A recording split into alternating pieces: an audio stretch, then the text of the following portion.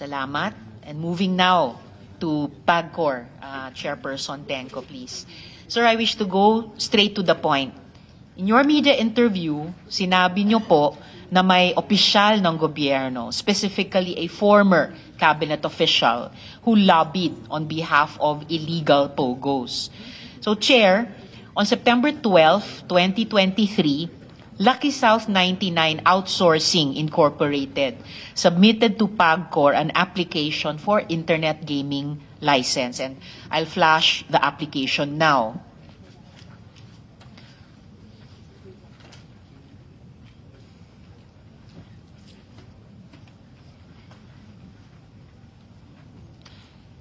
Yung ifa-flash po, ito po yung ni-raid na pogo ng PAOK sa Porac, kamakailan lamang.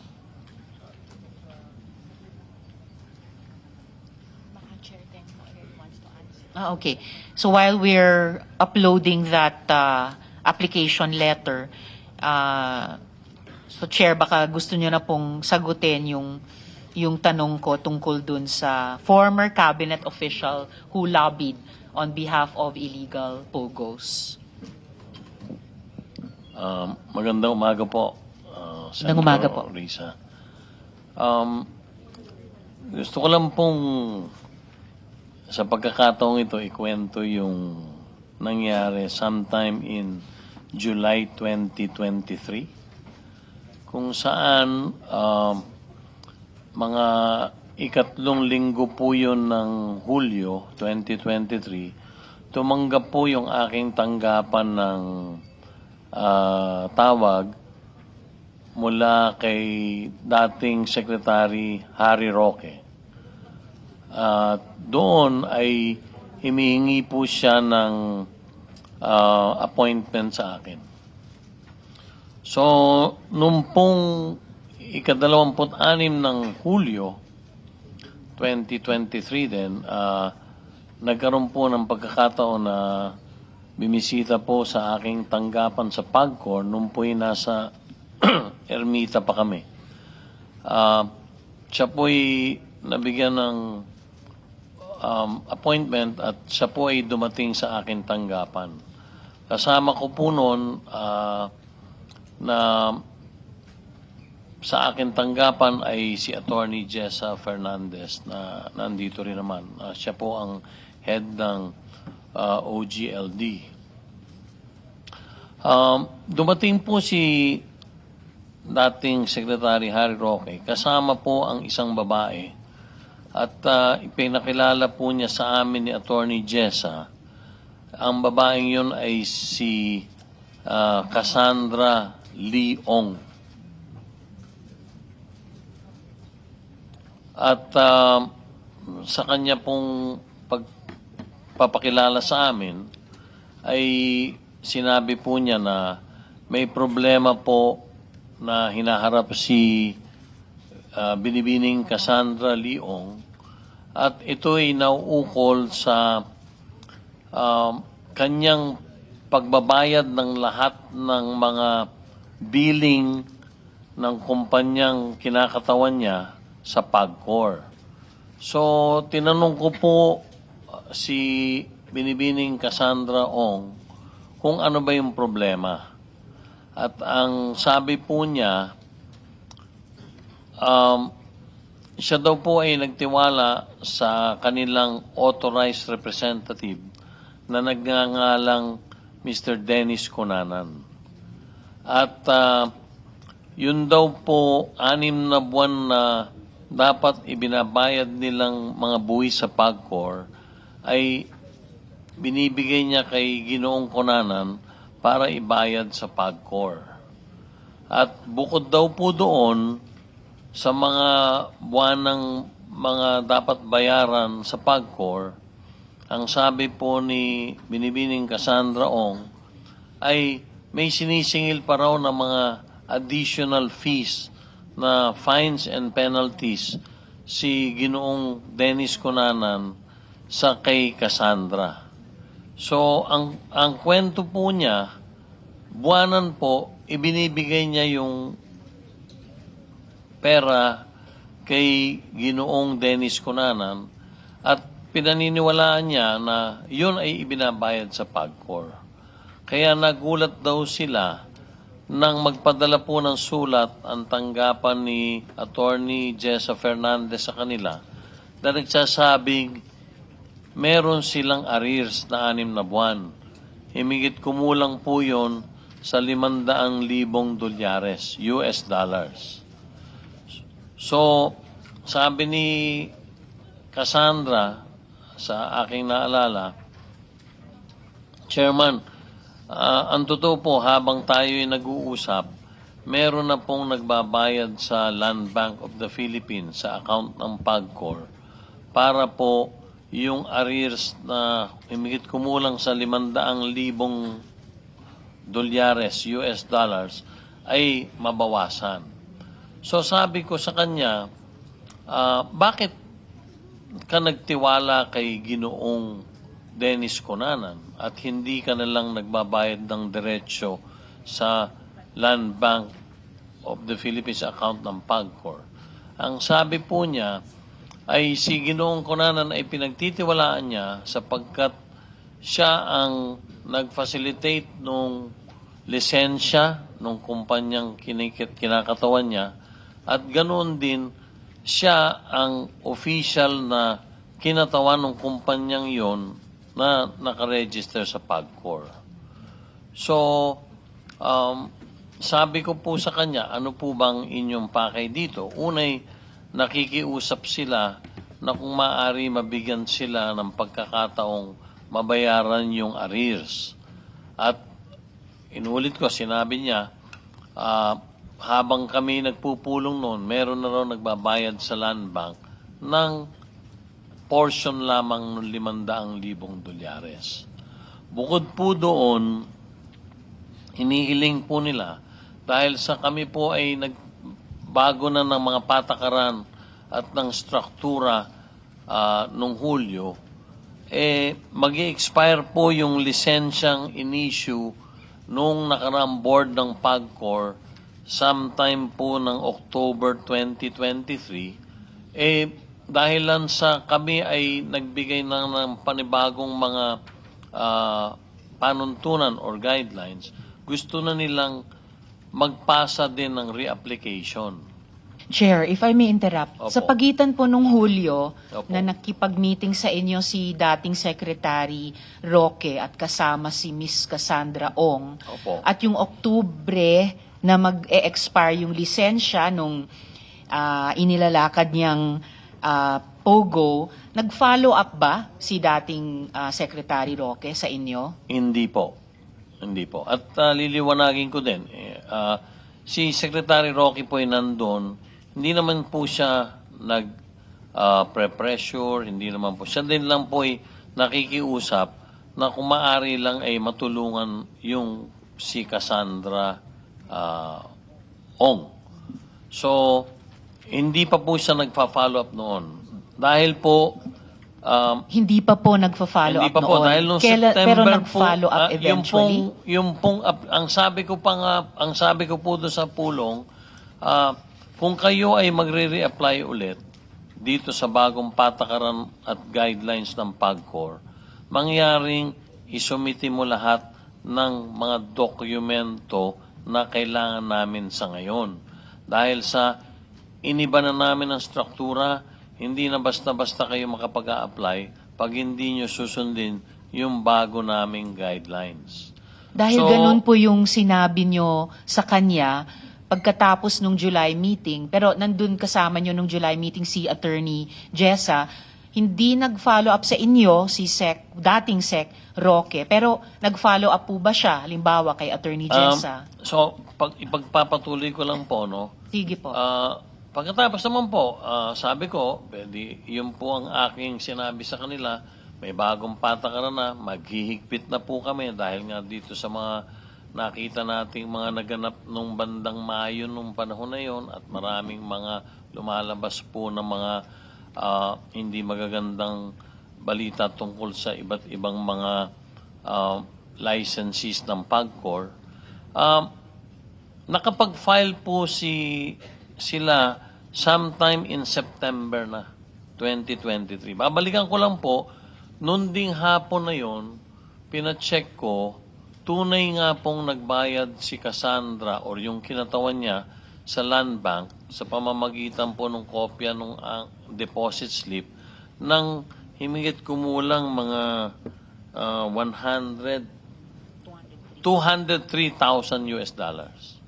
So, So ito po sa pamamagitan ni Mr. Cunanan. hindi po. Hindi pa. Nung pong kausap ko, ulitin ko po, nung kausap ko po si dating Secretary Harry Roque, gayon din po si Binibining Cassandra at kami nga po ni Attorney Jessa ang kaharap. Sabi po niya, habang nakikipag-usap po sila sa akin, meron na pong kinatawan na nagbabayad sa Land Bank. So para po ma-validate yung inulat, yung sinabi niya sa amin na yon, ang utos ko po kay Attorney Jesse, pakisubaybayan mo nga kung tunay na sila'y nagbayad nung araw na yon. Wala po siyang binanggit kung magkano. Ang sabi lang po niya, sila po ay kasalukuyang may kinatawa na silang nagbabayad doon sa Land Bank. Doon Excuse po ang me, account. Chair. Yes, Opo, sir. Sen. Madam Nancy. Chair, but yung dineposito nila, kulang pa din po yun. Opo. So, nung hapon nga po, sabi ko kay Attorney Jessa, pag alis na po nila, pakisubaybayan natin kung totoo yung sinasabing magdideposito sila.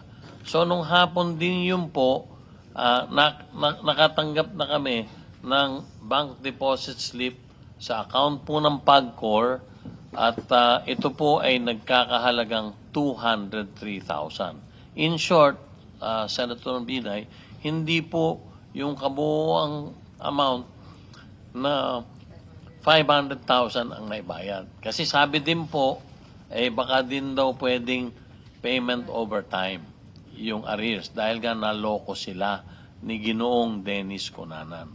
So, pagkatapos po noon, wala naman pong pakikipag-usap sa akin na si Attorney Harry Roque at nakapag-file po sila ng reapplication noong September 2023. At doon po nakita na nung panahon ng nakarang administrasyon ng PAGCOR, ang lisensya po nila ay para sa 3,000 metro kwadrado lamang. Pero dito po sa reapplication nila na natanggap po namin noong September 2023, 9,000 metro kwadrado na po ang ina-applyan nila. So triple na po sa So, original. 3 beses po doon sa original na napagkaloob sa kanilang lisensya ng PAGCOR nung panahon po nung nakarang administrasyon. So, doon po, prinoseso na po yung application nila. At marami po silang mga kulang na mga iba't ibang mga dokumento dahil naghihigpit na po kami.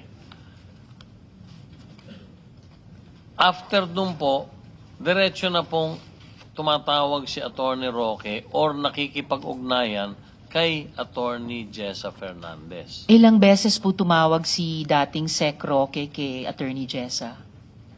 Pwede po bang si Yes, Attorney Fernandez po ang aking pasagutin dahil sa kanya po diretsong nagpa-follow up si Attorney Roque. Sige po, Madam Attorney. Chair. Before Attorney Jessa, Siguro Sen. just, Nancy. to reiterate, Opo. after ho nung meeting na yun, never nyo na ho nakausap Hindi si- po, wala na po. At ulitin ko din po, hindi po naman niya ako pressure. Kumbaga, bilang abogado siguro, bilang kliyente niya, nagpa-facilitate lang at nakikiusap po siya. So parang sinamahan niya lang po Sinamahan po niya.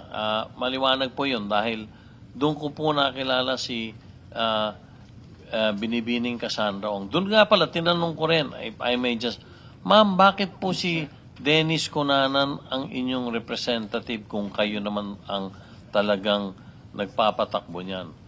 Noon daw pong panahon na nag-a-apply sila ng lisensya, siya daw po ay inadvisean ng kanyang abogado at ng PAGCOR na baka masyado siyang bata na maging authorized representative. Sapagkat nung panahon po na yon, noong 2020, kung di ako nagkakamali, ang banggit po niya sa akin, siya'y 19 na taong gulang lamang. teenager. At So, sino pong abogado niya na nag-advise? Wala pong sinabi sila eh. Kaya sabi niya, ang pinili po namin ay si Mr. Dennis Conana na lang ang maging authorized representative ng kumpanya dahil siya naman ang nagpa-facilitate ng lisensya namin sa PAGCOR. Yun po ang ano niya. So, kung pahintulutan niyo po, sa akin po, sa tanong ni Senator Binay, hindi na po nakipag-ugnayan si Attorney Harry Roque. Si Attorney Jessa po na siyang head ng licensing, siya po ang nakakausap or nakaka-text, nakakapag-ugnayan kay Attorney Roque. So with your permission po, Yes, salamat, Chair. So, Attorney Jessa, ilang beses kayo tinawagan ni dating Secretary Roque or ilang beses po siya kumausap pa sa inyo pagkatapos ng pulong nung July 2023? Ma'am, sa pagkakatrace ko po, 5 times po siya tumawag. Nagtatanong lang naman po siya kung ano po yung mga lacking documents na kailangan pang i-comply. Then, sinendan ko po siya ng listahan kung ano pa po yung kailangan nilang i-comply at nag-reply po siya doon ng salamat. And then, isang beses din po, message po siya na ini-inform lang po ako na nag-retain po sila ng lawyer for the AMLAC filing at it will be filed in 3 weeks latest. Thanks and FYI. Then, 2 beses po na tawag niya, hindi ko po nasagot dahil po meron po akong meeting. And then, 1 beses po ay nagpa-follow up po ulit siya kung ano po yung status ng application nila ng Lucky South. Yun lang. So, lahat-lahat po, Attorney Jessa, may isang text si dating Sec Roque, may 5 tawag na nakapag-usap kayo, plus 2 tawag na hindi nyo nasagot yung tawag nila, plus 1 follow-up pa. So, lahat-lahat, 9 na beses si dating Sec Roque nag-follow up sa inyo. 6 lang po, ma'am. Bali, 6. tatlong nasagot, 2 hindi po nasagot. And then, nung May 14, 2024 po, in-inform ko po siya ng decision po namin na i-deny yung application ng Lucky South because nakakita na po talaga kami ng reason para po hindi na po talaga sila bigyan ng lisensya at that time. Salamat po. So, 6 in total yung pag-follow up niya. Medyo marami pa rin. Usually, 3.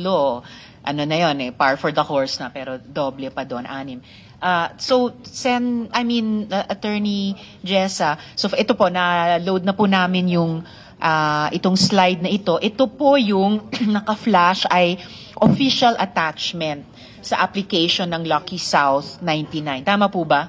Ito po yung attachment dun sa original application nila. Tama po, ma'am. Salamat. And nakikita po natin dito mga 3 level sa ilalim ng presidenteng si Julian Linsangan III. May kahon dito na ang legal nila ay si Attorney Harry Roque. Yes, Sorry, before you answer, gusto ko lang Attorney itanong, Jessa, nung Nancy. in-inform nyo through text, may sagot ba?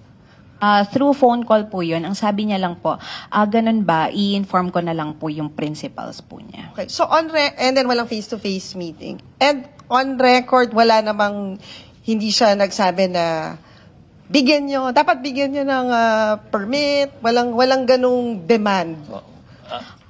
As for me, ma'am, wala po talaga. Lagi lang po siyang please or thank you, ganun lang naman po. sa akin din po, Yes, ganun, Chair Senator Tenco. Binay. Hindi po siya naman namamwersa, nakikiusap po siya. At very light po naman ang mga conversation namin. Sabi nga niya, ulitin ko, sinamahan ko ito, aggrieved party daw nga. So, wala akong scenario na ng braso siya. Wala po, liniliwanag ko po yun sa harapang ito. Okay. Thank you, Madam Chair. Salamat din po, ma'am. Thank Chair, you, if Sen. I may. Nancy. Salamat, Chair. Yes, Sen. Jinggoy. So, si Attorney Roque, ginagampanan lang niya yung trabaho niya bilang abogado. Maaari pong ganun dahil siya po ay nagsabing gusto niyang tulungan. Siya ay abogado nga ni Binibining Cassandra Ong. At doon nga po ay lumabas muli sa bagong application na po noong September 2023 na siya na po ang legal head doon sa organizational chart po na sinamit po na reapplication ng nasabing kumpanya. Okay, thank you. Mr. Chairman, nabanggit niyo yung pangalan ni Dennis Cunanan. Kilala niyo ba? Hindi ko po kilala. Nababasa ko lang po nung araw.